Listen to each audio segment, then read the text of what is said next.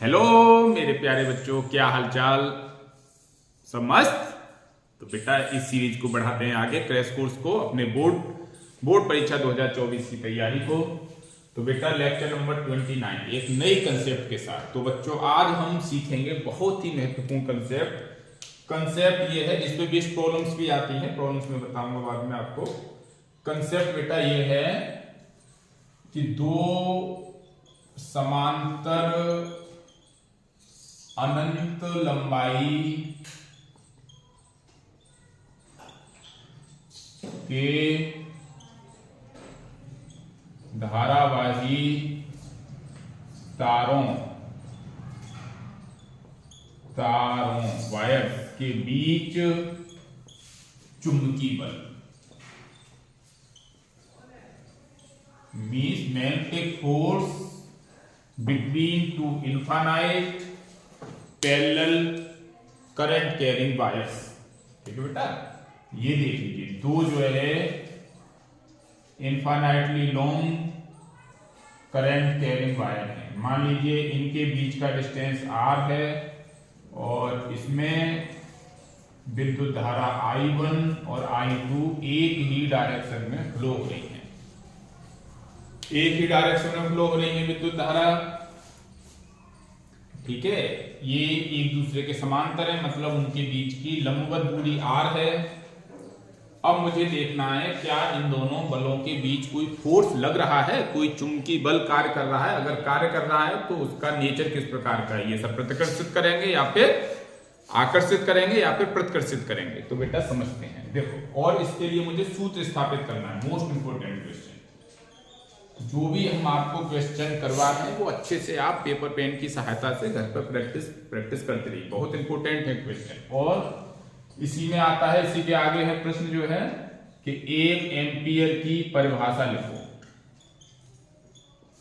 1 ampere की इसी के आधार पर परिभाषा लिखो, बहुत इंपॉर्टेंट है।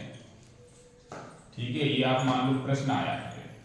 ठीक है, अब देखिए करते हैं बेटा, पहले सूत्र स्थापित करते हैं लॉजिक के साथ। देखो सबसे पहले तो देखो, कोई भी वायर है I1, तो इस वायर के टू चुंबकीय क्षेत्र होगा, है ना, धारावाही चालक है ना, विद्युत धारा के कारण चुंबकीय क्षेत्र उत्पन्न होता है। तो बेटा यहां से देख लो, इस वायर के किसी एक पॉइंट P पे मान लो, यहाँ जो है R जो दूरी पे है, जो यहाँ से R दूरी पे कोई पॉइंट P है, उस पे मुझे जो है विद्युत क्षेत्र की डायरेक्शन पहले कैलकुलेट करो, उसके बाद कैलकुलेट करेंगे उसकी वैल्यू। देखो इस I1 के कारण, तो राइट हैंड रूल देखना बेटा, थंब को जो है विद्युत धारा की डायरेक्शन में, विद्युत धारा मतलब प्लस आवेश के बहने की डायरेक्शन, ये हो गई।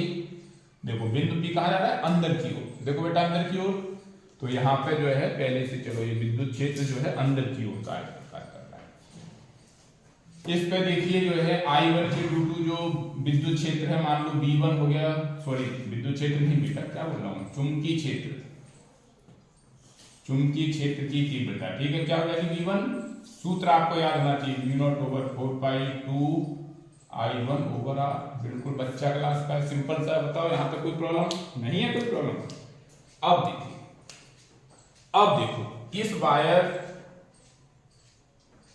I2 को देखो, wire I2 magnetic field V1 में रखा हुआ है, तो क्या इसके ऊपर कोई चुंबकीय बल कार्य करेगा? अभी इससे पहला वाला लेक्चर था 28, मैंने आपको उसमें बताया था। क्या बताया था? अगर कोई धारावाही चालक विद्युत क्षेत्र एक समान विद्युत क्षेत्र में रखा हुआ है तो उस पर एक बल कार्य करता है। मान लीजिए जो है ये बल हो गया इस पे जो है दूसरे वायर पे, due to magnetic field of wire 1 के कारण जो मैग्नेटिक फील्ड है उसके कारण इस जो है दूसरे वायर जिसमें विद्युत धारा I2 बह रही है उसमें बल, उसके द्वारा एक्सपीरियंस होने वाले बल का मान है मानिए F21 की वैल्यू क्या होगी? देखो बेटा I2 पे बल है तो I2 किसके कारण है, V1। मान लीजिए इसका कोई आप लेंथ ले लीजिए L को लेंथ के लिए I2 V1 L,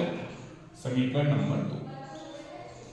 अब देखिए V1 समीकरण 1 व समीकरण 2 से F21 की वैल्यू क्या हो जाएगी बेटा? देखो है ना। V1 का वैल्यू इसमें रख दीजिए आप, V1 का वैल्यू यहाँ से रखो समीकरण से, म्यू नॉट ओवर 4 पाई 2I1 ओवर R। अब क्या बचा, I2 इंटू L। F21 की इतनी आ गई वैल्यू, लेकिन ये साथ जो सा अनंत लंबाई के हैं तो जो है पर यूनिट लेंथ, इकाई लंबाई के लिए मान लो F डैश है, इकाई लंबाई के लिए क्या होगा, म्यू नॉट ओवर 4 पाई 2I1 I2 ओवर R। बेटा इतने न्यूटन, ये आपका जो है सूत्र स्थापित हो गया इस F2 पे जो है, जो F21 इस F2 पे जो बल लगने वाला है। अब देखिए उस बल की डायरेक्शन क्या होगी, तो राइट हैंड पाम रूल या फिर फ्लेमिंग लेफ्ट हैंड रूल से आ सकता है। राइट हैंड पाम रूल देखो अप्लाई करो, मैग्नेटिक फील्ड इनसाइड, ये उंगलियां जो मैग्नेटिक फील्ड के अंदर, थंब की डायरेक्शन करंट की, तो कहाँ रहा मैग्नेटिक फोर्स, देखो बेटा इस साइड में आ रहा है, ये मैग्नेटिक फोर्स पड़ा है। अब देखो इसी प्रकार सिमिलरली, इसी प्रकार अब देखो इसके √2 जो है, इस जो वायर पे अगर हमें F12 कैलकुलेट करूं तो इसके √2 देखो इस पे कहाँ जाएगा, मैग्नेटिक फील्ड का अब डायरेक्शन देखो, यहाँ अंदर और यहाँ बाहर, यहाँ क्या रहेगा, बाहर रहेगा, ठीक है। अब देखिए बाहर है तो I2 के √2 V2 होगा, V2 की वैल्यू मैंने क्या बताई, म्यू नॉट ओवर 4 पाई 2I2 ओवर R। अब F12 क्या होगा, इस पर फोर्स है, तो I1 V2 इंटू L रखो बेटा, V2 का वैल्यू म्यू नॉट ओवर 4 पाई 2I2 ओवर R। अब क्या होता है I1 और इंटू L, तो F डैश क्या हो गया, F12 ओवर L।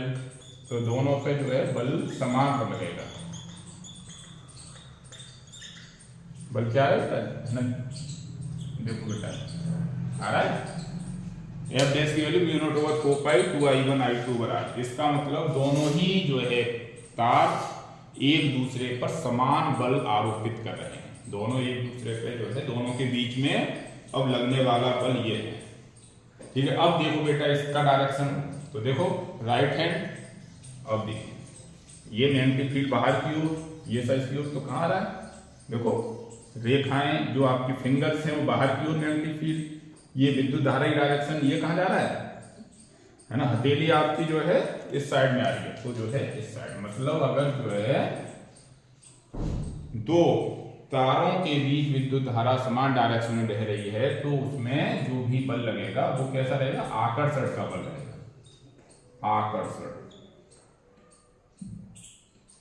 आकर्षण बल इनके बीच में कार्य करेगा, मीन्स ये दोनों एक दूसरे को अट्रैक्ट करेंगे। लेकिन आप देखते हैं कि प्रैक्टिकली एक दूसरे को अट्रैक्ट करके पास में नहीं आ जाते, दो है ना, दो आप तार लो, दोनों तारों में विद्युत धारा बहे पास हो तो आपस में वो सब मतलब चिपक नहीं जाते हैं, क्यों, क्योंकि जो है इनके बीच बहुत कम बल कार्य करता है, ज्यादा पास में लाएंगे तब जो है चिपक जाएंगे, लेकिन जो है इनके बीच में बहुत कम चुंबकीय बल कार्य करता है, इसीलिए ये हमें जो कभी कभी दिखाई नहीं देता कि सब तार जो चिपक नहीं रहे। अब देखिए बेटा, तो जो है अगर मान लीजिए, अगर आप कहते कि सर जो है मान लीजिए डायरेक्शन जो है विपरीत रहे, तारों में जो है डायरेक्शन विपरीत रहे, तब देखो फोर्स की वैल्यू तो क्या रहेगी, सेम रहेगी यही, लेकिन ये देखिए क्या जो है उनके बीच में अभी भी आकर्षण बल लगेगा या फिर प्रतिकर्षण बल, मान लो है ना, कैसे मान लो, ये ऐसे मान लो। अब देखो बेटा डायरेक्शन देखो, ये डायरेक्शन अंदर की ओर, तो यहां से क्या जाएगा, देखो यहां से ये इनसाइड और ये आउटसाइड, मैग्नेटिक फील्ड देखो बेटा ऐसे दिखा रहा हूं, मैग्नेटिक फील्ड क्या हो रहा है, आउटसाइड, मैग्नेटिक फील्ड आउटसाइड, देखो विद्युत धारा ऐसे, तो मैग्नेटिक फोर्स कहां जा रहा है, बाहर की ओर जा रहा है। अब देखो इसके √2 ये अंदर की ओर, देखिए अंदर की ओर, और यहां फिर से बाहर की ओर। अब देखो ये मैग्नेटिक फील्ड बाहर की ओर और विद्युत धारा ऐसे, मैग्नेटिक फील्ड बाहर की ओर ये, और विद्युत धारा अंगूठे की डायरेक्शन में, तो ये कहां जा रहा है, इस साइड में जा रहा है। है ना। तब क्या होगा बेटा, एक दूसरे को दूर खींच रहे हैं, प्रतिकर्षण बल, दोनों के बीच में प्रतिकर्षण बल कार्य करता है। यहां तक देख लो, किसी को कोई भी समझ में नहीं आया तो कमेंट बॉक्स में करके पूछिए बेटा जो है। तो ये जो है पहला डेरिवेशन कंप्लीट हुआ। अब पूछ रहे हैं कि इसके आधार पर 1 एम्पीयर की डेफिनेशन दीजिए। तो देखो बेटा,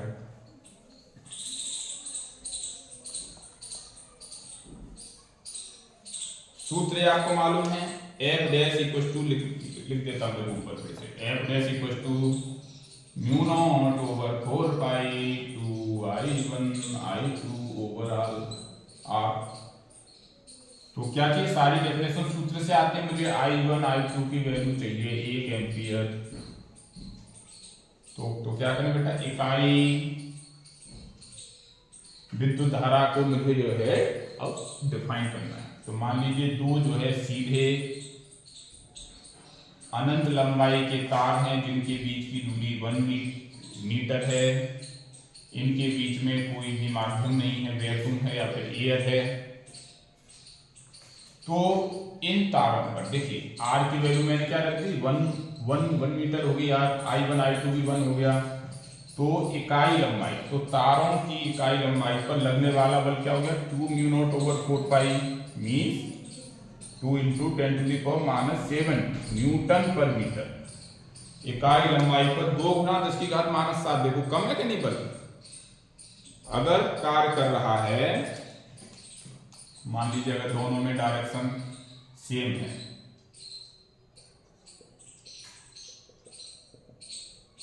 तो क्या होगी बेटा डेफिनेशन, अगर दो अनंत लंबाई के सीधे धारावाही चालकों को वायु अथवा निर्वात में 1 मीटर की दूरी पर रखें, तो तारों की इकाई लंबाई पर लगने वाला बल 2 × 10⁻⁷ न्यूटन पर मीटर हो, तो उन तारों में बहने वाली विद्युत धारा 1 एम्पियर ही होगी।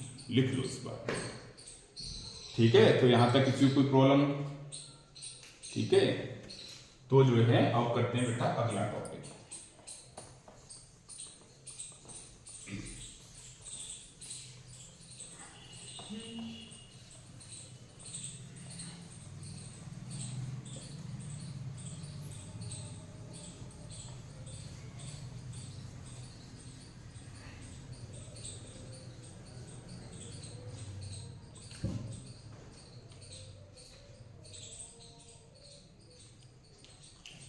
ठीक है, तो बेटा आप देखिए,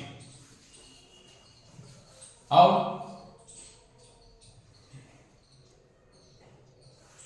कोई भी मान लीजिए जो है एक समान चुंबकीय क्षेत्र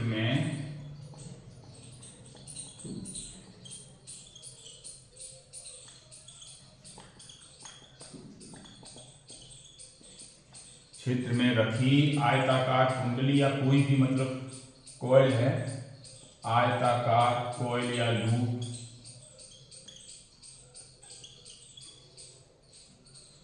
रखी धारावाही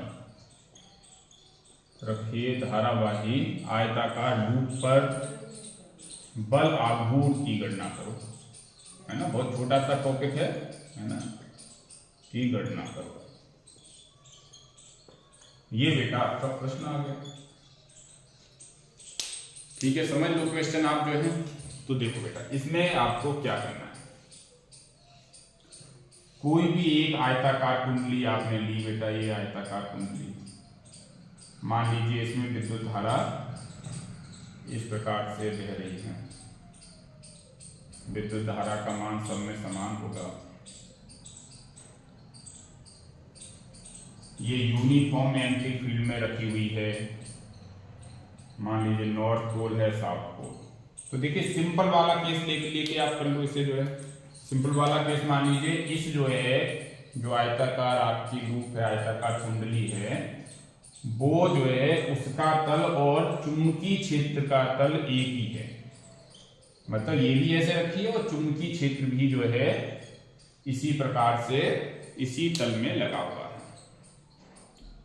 तो बेटा देखो, ये जो है लूप जो है पूरा क्लोज लूप है, तो डीएल की वैल्यू 0 हो गई। तो इस पे एफ जो है नेट का मान तो 0 हो गया। ठीक है। अब देखिए अगर हम टॉर्क की वैल्यू देखें तो देखो बेटा, अगर यहां पे देखें फोर्स का वैल्यू, तो यहां पे देखो L, इसे मान लो A मान लो, इसे मान लीजिए B मान लीजिए, ये भी A, ये भी A। ठीक है, देखो F A का डायरेक्शन और B का डायरेक्शन सेम है, थीटा की वैल्यू 0, तो इसके लिए जो है फोर्स का वैल्यू बेटा 0 हो गया। इसे मान लो PQRS मान लो, यहां पे फोर्स का वैल्यू 0। अब बात करते हैं यहां देखो, इस कॉइल में भी जो है देखिए थीटा का वैल्यू 180, तब भी जो है एफ का वैल्यू IBL साइन थीटा होता है, तो साइन 180, यहां भी 0, तो ये दोनों फोर्स तो 0 हो गए। अब बात करते हैं यहां की, यहां देखो बेटा L का डायरेक्शन ऐसे है और B का डायरेक्शन ऐसे, एंगल 90, तो यहां पे जो बेटा F की वैल्यू होगी, मान लो F1 मान लो, तो I कैपिटल है, I मैग्नीट्यूड यूनिफॉर्म B है, IBL, L की वैल्यू बेटा B है, साइन 90, IBL हो गया। ठीक है, अब देखिए यहां देखो बेटा, यहां भी देखिए ये ऐसे ऐसे ऐसे साइड में, ये यहां देखो ये ऐसे और ये ऐसे 90, फिर से, तो यहां भी जो बेटा वैल्यू B है, तो यहां भी जो है F2 की वैल्यू IBB, F1 F2 दोनों इक्वल है। अब देखिए इसका डायरेक्शन देखते हैं, देखो मैग्नेटिक फील्ड अब इस साइड में, विद्युत धारा है ना, विद्युत धारा भी ऐसी है, तो जो है कहां जा रहा है, अंदर की ओर। मीन्स इसे मैं करूं ऐसे, तो इस पे ऐसा क्या क्या हो रहा है, इस पे एक फोर्स जो है अंदर की ओर एक्ट हो रहा है ऐसे, है ना, परपेंडिकुलर, है ना। अब देखो इस पे बात करो, देखो ये देखिए ये विद्युत क्षेत्र की डायरेक्शन, ये था करंट की डायरेक्शन, तो इस पे एक बाहर की ओर। ठीक है बेटा, तो जो है इनका लाइन ऑफ एक्शन जो है समान नहीं है।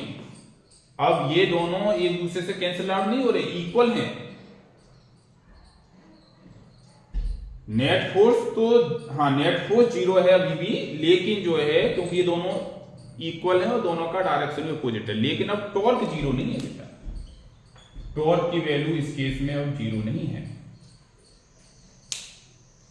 अब क्या रहेगा टॉर्क, अब जो है जहां कहीं भी ऐसे दो जो है इक्वल फोर्स द्वारा एंड पे इक्वल फोर्स लग रहे हैं एक दूसरे के विपरीत डायरेक्शन में, मान लो जो है आपने अब लिया है ना, किसी जो है कार का हैंडल लिया, मान लीजिए यहां दो फोर्स हैं, देखो एक इस डायरेक्शन में लग रहा है, इस डायरेक्शन में, तो क्या होगा, घूमने लगेगा।